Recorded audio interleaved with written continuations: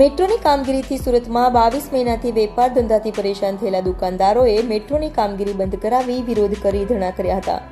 સુરતમાં મેટ્રોની કામગીરીને લઈને ફરીથી વિરોધ કરાયો છે। ભાગળ વિસ્તારમાં વેપારીઓએ મેટ્રો કામગીરીથી થતી કનડગતને લઈને વિરોધ કર્યો હતો। વેપારીઓએ કહ્યું હતું કે છેલ્લા 22 મહિનાથી દુકાન બંધ છે, જેને લઈ ધંધા રોજગાર નથી, ત્યારે 2 ટકનો રોટલો કઈ રીતે મળશે? તો આ વિસ્તારમાં બેંક પણ હોય, લોકોને જોવામાં મુશ્કેલીઓ પડી રહી છે, જેથી વેપારીઓએ મેટ્રોની કામગીરી બંધ કરાવીને વિરોધ કરી ધરણા કર્યા હતા। મારું નામ હરેકૃષ્ણ દોરીવાળા છે।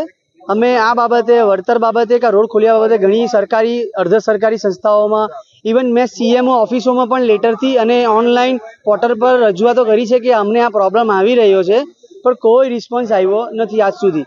વારંવાર અમને એટલું કહેવામાં આવ્યું છે કે તમારું કામ ચાલુ છે, તમારું કામ ચાલુ છે। આજે 20 મહિના થઈ ગયા એ વાતોને, હવે વેપારીઓની ધીરજ ખૂટી રહી છે, એટલે અમારે આ આખરે પગલું લેવું પડ્યું।